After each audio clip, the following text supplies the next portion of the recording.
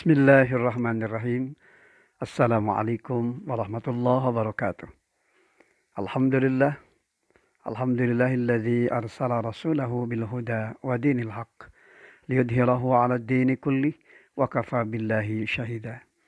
Asyhadu an la ilaha illallah wahdahu la syarikalah wa asyhadu anna Muhammadan abduhu wa rasuluhu la nabiyya ba'dah.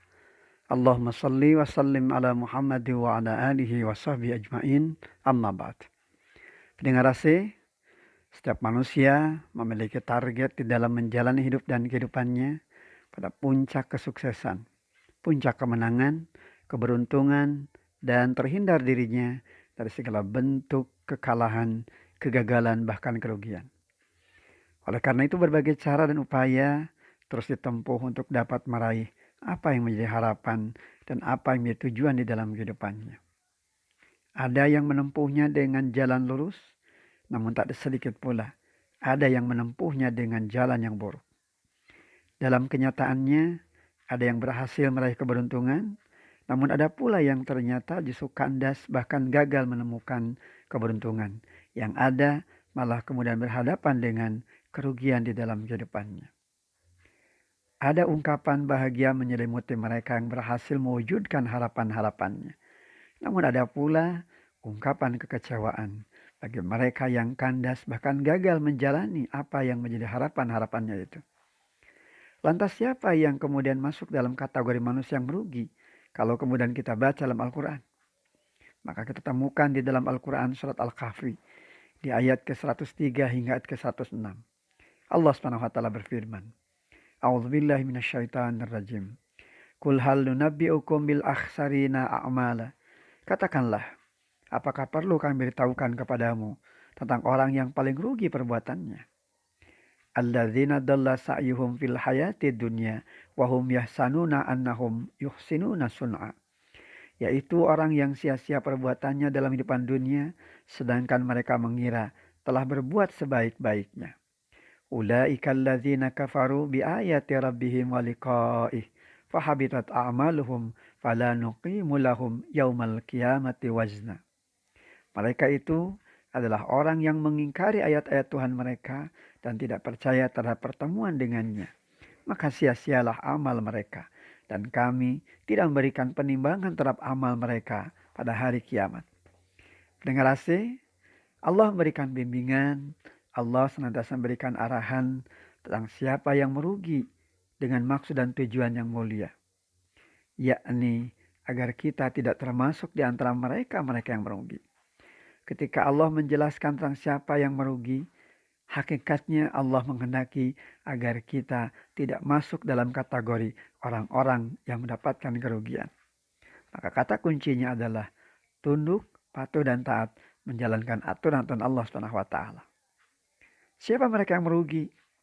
Mereka yang dengan segenap daya dan upaya mereka berjuang mengejar target-target kehidupan dunianya dan kemudian mereka menyangka sudah berbuat maksimal dengan kebaikan-kebaikan yang mereka jalankan. Mereka mengira sudah melakukan hal terbaik di dalam kehidupannya.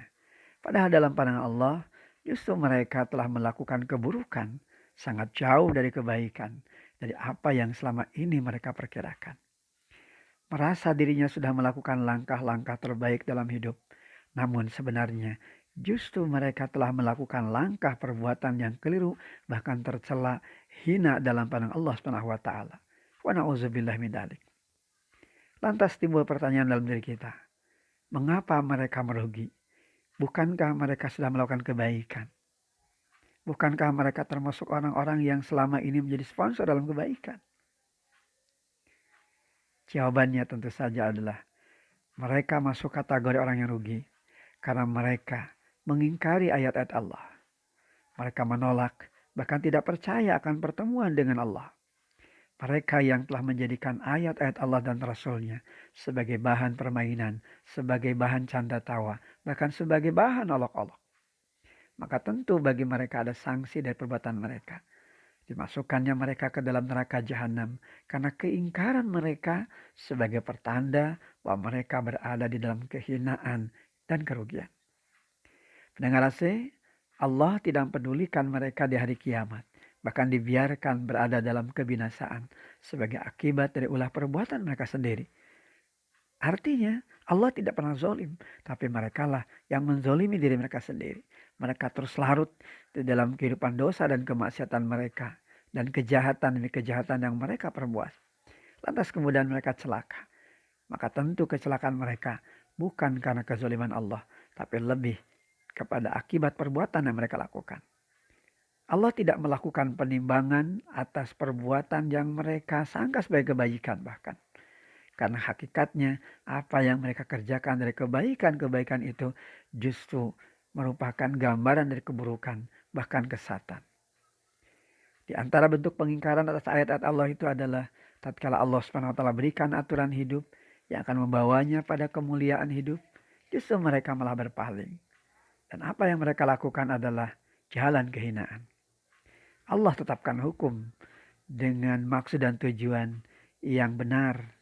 Namun ternyata mereka menyaksikan kebenaran yang datang dari hukum-hukum Allah. Bahkan menganggap hukum Allah tidak sempurna. Sehingga dengan seenaknya mereka mengubah aturan-aturan Allah. Mereka terombang-ambing antara kesatan dan keraguan-raguan. Allah kemudian turunkan agama dengan hak. Melewati lisan para nabi dan rasul. Namun kemudian mereka jadikan agama menjadi bahan senda gurau dan permainan. Apa yang jelas hak justru dikategorikan sebagai perkara yang harus mereka tolak.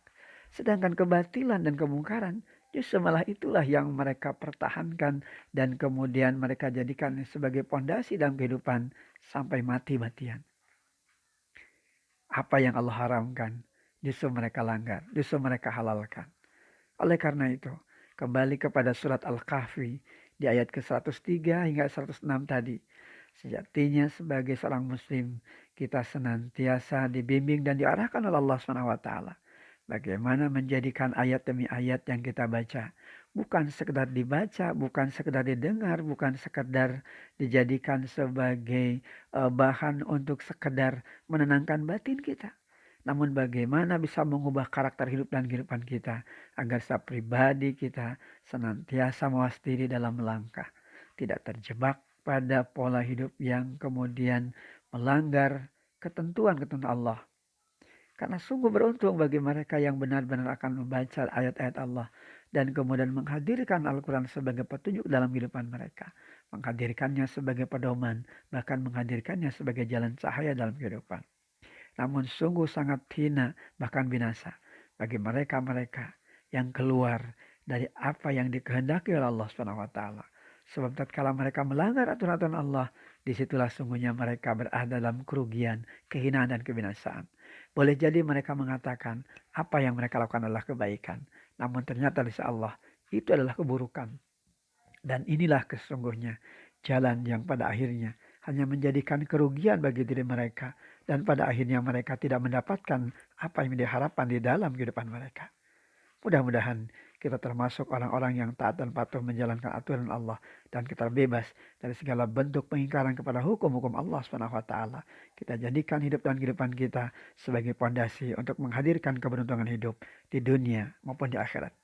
Terima kasih atas segala perhatian. Mohon maaf atas segala kurangan. Aku qouli hadza wa astagfirullah li wa lakum. Walhamdulillahirabbil alamin. Wassalamualaikum warahmatullahi wabarakatuh.